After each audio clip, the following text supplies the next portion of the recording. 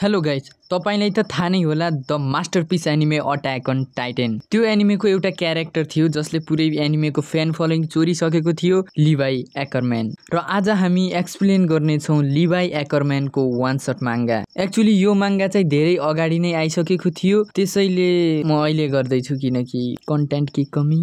तिमीलाई थाहा होला या फिर तिमीले नोटिस गरेको होला कि लिभाई कप कहिले पनि तलबाट समात्दैन, मतलब त्यो ह्यान्डलले समात्दैन, त्यो माथि यसरी समात्छ। यो कुरा थाहा पाउनु कुनै ठुलो कुरा त होइन, सुनको हात्ती नै पाए जस्तो त होइन, तर थाहा हुनुपर्छ सानो सानो कुराहरू। So let's start. Here is the manga, name is Levi bad boy. Manga सुरु गर्नुभन्दा पहिला तिमीहरूले थाहा पाउनुपर्छ लिभाईकी मम्मीको बारेमा। लिभाईकी मम्मी थिइन् प्रोस्टिट्युट, जसलाई यसको मतलब थाहा छैन। यसको मतलब हो रन्डी बाबु रन्डी मानदनल छोडग रन्डी। सो लिभाईको बाउको यो कसैलाई पनि थाहा छैन, किनकि उसकी मम्मी एउटा प्रोस्टिट्युट भएको हुनाले आफ्नो कुनै एक कस्टमरबाट प्रेग्नेन्ट भइदिन्छन्। त्यसपछि हुन्छ लिभाईको यो धरतीमा जन्म। जब लिभाई जन्मियो त्यसपछि प्री टिनेजमा नै उसकी आमाको डेथ भयो। हामीलाई थाहा छ कि लिभाई आफ्नी मम्मीलाई कति माया गर्छ भनेर। इनफ्याक्ट लिभाईले त्यो चियाको आदत पनि त्यसकी मम्मीबाट नै सिकेको थियो। सो मांगामा देखाइन्छ कि लिभाई आफू जन्मेको ठाउँको अन्डरग्राउन्डको बुराइ गरिरहेको हुन्छ, यस्तो उस्तो, यहाँको हावा पनि खराब छ भनेर भनिरहेको हुन्छ। यो सिनमा देखिरहेको हुन्छ कि लिभाई मस्त आफ्नो ममसँग बसेर चिया खाइरहेको हुन्छ। लिभाई अन्डरग्राउन्डको सिचुएसनसँग कम्पेयर गर्छ र आफ्नै आमालाई एलिगेन्ट भन्छ, मतलब धेरै राम्री भन्छ, सुन्दर भन्छ।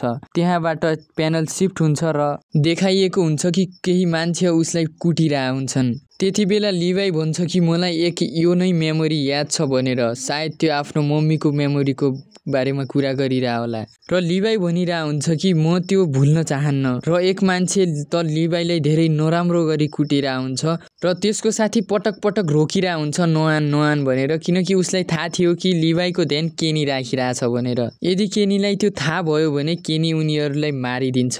र जो लिभाईलाई कुटिरह हुन्छ त्यो भन्छ कि केनीलाई थाहा नै हुन दिँदैन, किनकि यसलाई काटकुट गरेर सुँगुरलाई खुवाइदिन्छु भन्छ।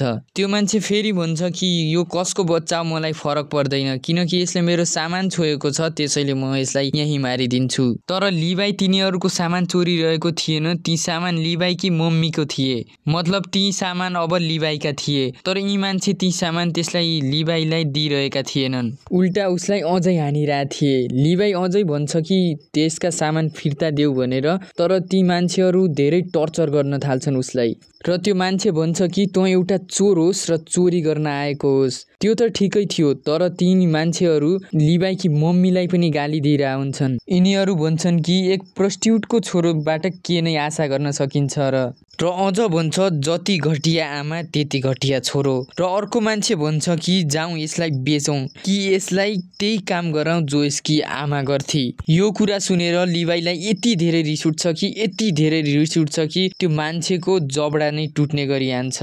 त्यो कुराबाट त्यो मान्छे एकदमै रिसाउँछ र लिभाईलाई मर्ने गरी हान्छ। लिभाईलाई त्यति धेरै हान्छ कि लिभाईको एक हातसम्म टुट्छ। ती मान्छेहरू लिभाईलाई कुटेर जानै लाग्छन्। त्यति बेला लिभाई भन्छ कि यो दुनियाँबाट यति घृणा छ कि यो पुरै दुनियाँलाई थुक्न चाहन्छु। र यही मोमेन्टमा लिभाईको एक्करम्यान पावर अवेक हुन्छ र केही सेकेन्डमा अगाडिको मान्छेलाई घाँटी समात्छ र जमिनमा पटक्छ। बाँकी मान्छे लिभाईका सामान लिएर जाँदै थिए र पछाडि हेर्छन् र देख्छन् कि त्यसको साथीको आधा अनुहार लिभाईको हातमा थियो। र लिभाई यही रोकिँदैन, सबैलाई ब्रुटली मार्न थाल्छ।